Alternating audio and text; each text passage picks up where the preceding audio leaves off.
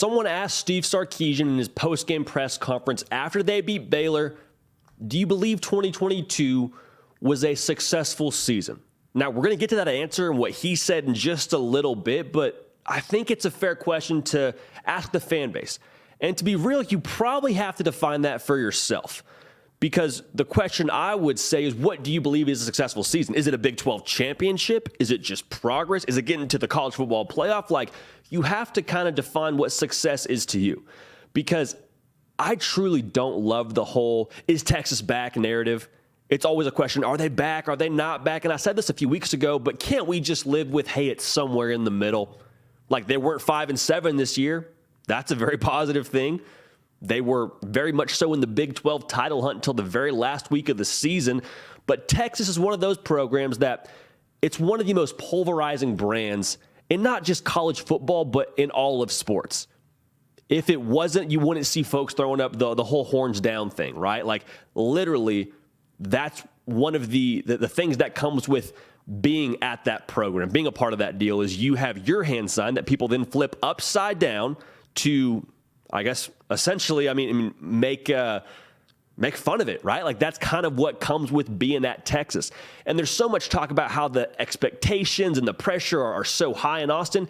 Yeah, that's true, but by nature of probably a little bit of what they bring on themselves, the expectations are also pretty high on the outside, whether you believe it or not.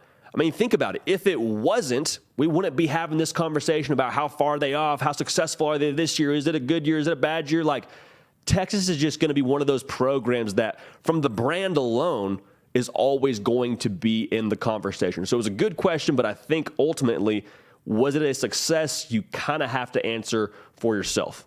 Really quickly, if you have not yet joined the party and subscribed, would love to have you here. We have a ton of the Texas faithful that have already joined us this year.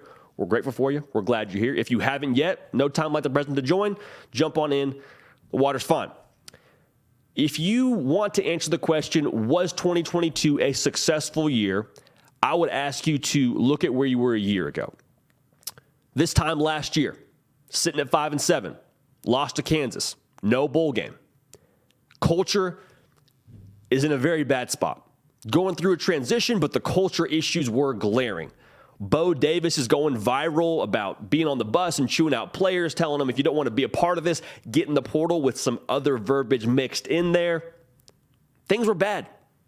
Things were bad. Let's just be real. You couldn't string two halves of competitive football together, and there was a whole lot of, oh boy, here we go. A lot of growing pains, right? Growing pains still going on, but now compare that picture, that feeling this time last year, to where you are now.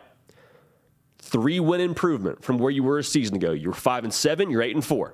At the beginning of November, Texas controlled their own destiny to get to the Big 12 title. At the same time, they were in the Big 12 conference race until the last game of the season. Needed some help from the Jayhawks, didn't get it done. If Kansas had beaten Kansas State, we're talking about Texas playing for a Big 12 championship this upcoming weekend. All right? A season ago, that wasn't even a thought. Also, this is probably the most important thing to me, you put a really strong second half on tape against the former Big 12 champions in Baylor to win that football game. It was back and forth all game, had to go through some adversity, but you pushed through in the second half and found a way to get it done. Mark of a culture that is slowly maturing. So here's my question. If you thought this year was a failure, my question would be, what was your expectation? What did you think you were going to do? Go from 5-7 to making the college football playoff? You got Quinn Ewers. I believe he is a really talented player. He's still getting used to the college game. I think he's got a lot under the hood. It's going to take him some time to evidently get comfortable in Austin. What did you expect from this year? Because 8-4, a 3-win improvement, playing for a bowl game, competing for a Big 12 title to the end of the year, I think it's hard to say this year wasn't a success. And I understand the standards are extremely high in Austin. They should be. You have phenomenal resources, access to all the talent in one of the most talent-rich states, not to mention a national brand. Like, I understand why there's high standards. But let's not get so lost in what the eventual goal is to look past this progress in the process. And when Steve Sarkisian answered this, I thought he was right on the money. He said, I don't try and look too much at, the wins and the losses. I'm paraphrasing here, but he basically said, I feel like this year was a success because of the steps that we took in style of play. Says we're more physical, we're playing better defense. Like, that is right on the money. And it's noticeable. The product on the field for Texas is light years ahead of where it was a season ago. And he's building this thing, yes, to be scoring a lot of points and to throw the ball effectively, but they want to run the ball effectively. They're building this thing to be a tough team, a tough program. And in the world of college football, where there's still the spread offense and the RPO, and you still got to air it out to be effective, like tough teams, those are the ones that win national championships. Those are the ones that play meaningful games in early January. Look at Michigan, one of the toughest programs in the country right now. Look at Georgia. Their identity is being tough. Tough is what competes late in the year. And for Texas to have that be the ultimate goal, to be the trend, like, I think that's a really positive sign. And that's kind of the last thing I want to say on this. For Steve Sarkisian, the way that he's talking about this program, focusing on the internal, that gives me a lot of optimism for Texas going forward. Because so often, we as fans and honestly coaches like to talk about results. Hey, we missed the mark by this much. We have to, do X, Y, and Z to get to that. I mean, I understand you're result-oriented. That's important. You're judged by wins and losses, so that's crucial.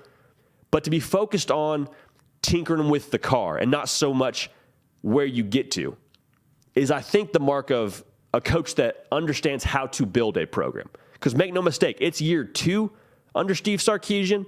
There's been progress, but you're still building it. If you had competed for a college football playoff berth this year, that would have been light years ahead of schedule. So are they ahead of schedule? I don't know if you can say that. They're definitely on schedule. 3-win improvement, 5-7 to 8-4, and get this, one of the top 10 classes in the country right now. So he's got a lot of guys that are extremely talented that are going to show up in Austin. All right, so the future is still exciting. Still a lot to look forward to if you're a Texas Longhorn fan. Is this year a success?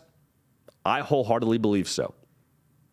I very much believe so. Yes, because of what they did on the field, but I think even more so the noticeable changes you've seen internally at Texas. The culture, vastly improved. Resilient in the second half. Still a work in progress. Saw a lot of improvement against Baylor. Just things move in the right direction. Be patient. Kind of let it bake. Good things coming in Austin. This has been The Hard Count. I'm JD Pickell, Jack Terry, doing the heavy lifting. This is y'all's show. Everything you know, everything you love about college football, it happens here on a daily basis. Subscribe. Come join the party. We're going to keep the party rolling. We will see y'all next time. Hey, y'all. Thanks so much for watching. Subscribe to the channel here to make sure you don't miss an episode of The Hard Count. Also, be sure to check out other videos on the On3 YouTube channel.